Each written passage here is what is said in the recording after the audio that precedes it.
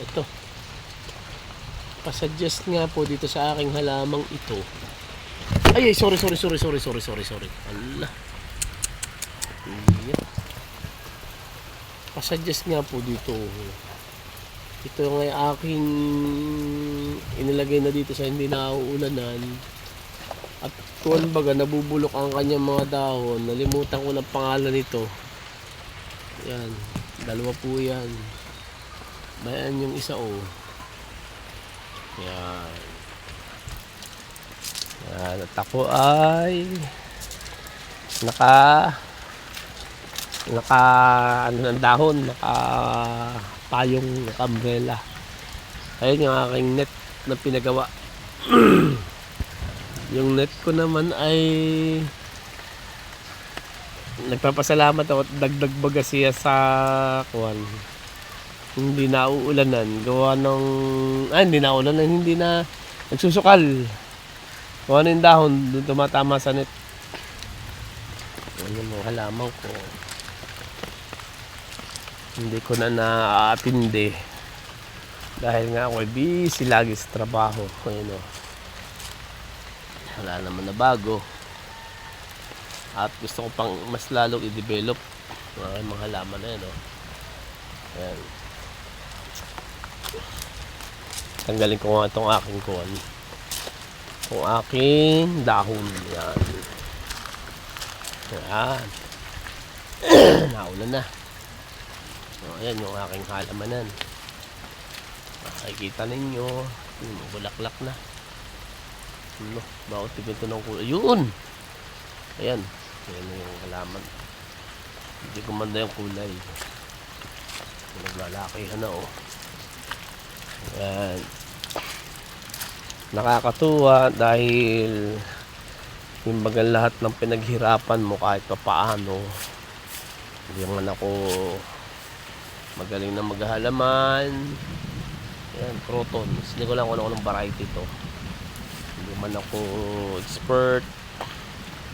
At least proud ako dahil siyempre ako ang nagtanim, ako ang nagpalaki. Ay, mga lansunis ko lalaki na marami pa akong lansunis, rambutan, ayan, lansunis, ayan, ito lansunis din, ayan lansunis, ito pa lansunis din. Nasa na ba yun? By day. Ayan, lansunis din. Dito sa probinsya, masipag kalaang ay talagang pagdating ng araw, ito na may dragon fruit yata. Ito dragon fruit. Ito ay akin ding nilagay maliliit pa, malalaki na. Crotons. Very colorful. Lalo pagka iniinitan. Ito naman po ay lansunis. Sana ay mga ito bagay siguro mga 2 years ko na mahigit na pinanim. Kaya ako'y very proud. Sabi nga pag may itinanim, may aanihin. Ayan. Ito ay rambutan. Ayan. Kaya napakasaya. Pag ikaw ay garden lovers, talagang masaya ka sa iyong ginagawa. Mababaw lang po ang aking kalagayahan.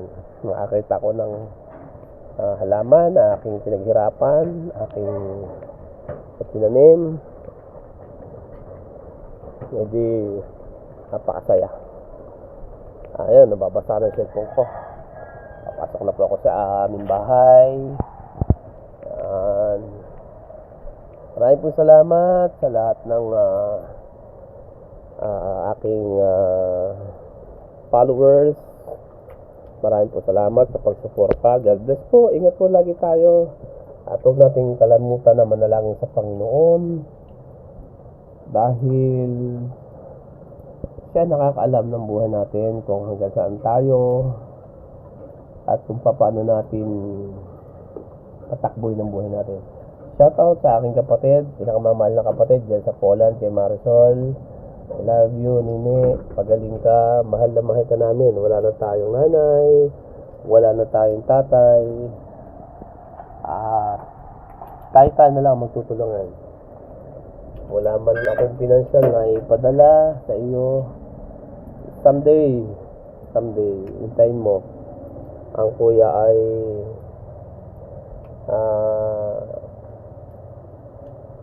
napapaluha, na maramdamin dahil nagkasakit ka man ng ganyan.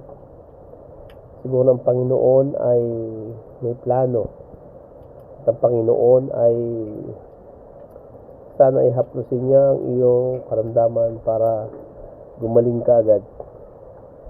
Sa lahat po ng nanonood ng aking vlog, God and thanks for watching. Ingat po tayo sa pagmaneho dito po sa amin maulan sa Infanta Quezon. God bless po at mahal na mahal ko kayo. Ingat.